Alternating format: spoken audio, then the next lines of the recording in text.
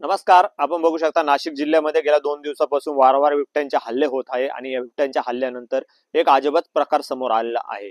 दिंडोरी तालुक्यातील लखमापूर या ठिकाणी पोल्ट्री फार्म मध्ये 2 बिबट्या अडकल्याची माहिती समोर येत होती, परंतु ही घटना खरी असताना देखील त्या ठिकाणी वन विभागाचे अधिकारी लेट पोहोचल्याने बिबट्यांचं पलायन झालं असं देखील स्थानिकांकडून सांगण्यात येत आहे। पोल्ट्री फार्म शेजारी झाड असल्याने त्या झाडावरती 2 बिबट्या असल्याची माहिती समोर आली, परंतु त्यानंतर त्या बिबट्यांनी पोल्ट्री फार्म उडी मारली। पोल्ट्री फार्मचे पत्रे हे सिमेंटचे असल्याने ते पत्रे तुटून बिबटे मध्ये पडले। पोल्ट्री फार्म मध्ये बिबट्या अडकल्यानंतरही वन विभागाने स्थानिक शेतकऱ्यांनी, पोल्ट्री फार्म मालक हे स्थानिक शेतकरी होते, त्यांनी वन विभागाला संपर्क साधला। वन विभागाला येण्यासाठी 3 ते 4 तास लागल्याने वन विभागा ज्या ठिकाणून बिबटे आले त्या ठिकाणून बिबटे पळून गेले। हा वन विभागाचा हलगर्जीपणा असल्याचाही आरोप स्थानिकांनी केला आहे।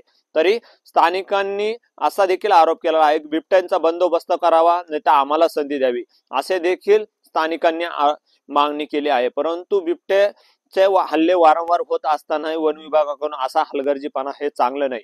वन विभागाकडून असा हलगर्जीपणा करण्यात येत असल्याने स्थानिकांकडून संतप्त प्रतिक्रिया व्यक्त केल्या जात आहे। 2 बिबटे एकाच वेळी जेरबंद झाले असते, परंतु वन विभागाच्या हलगर्जीपणामुळे हे बिबटे जेरबंद झाले नाही असं देखील स्थानिकांनी प्रतिक्रिया व्यक्त केला आहे।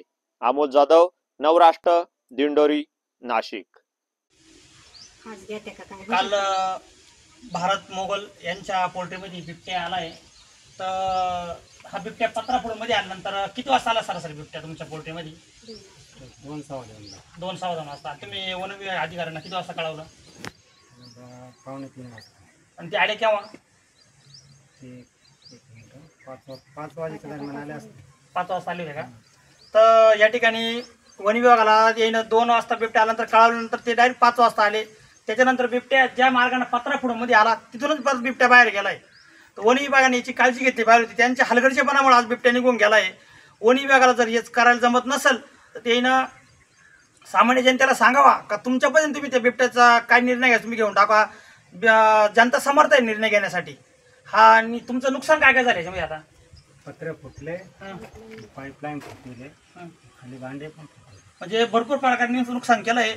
याच्यावर काहीतरी प्रशासन निर्णय घेऊन गरीब शेतकरी याच्यावर काहीतरी भरपाई देऊन टाकावी आणि प्रशासनाने सुद्धा याच्यावर लक्ष देऊन बिबट्याचा बंदोबस्त लावावा।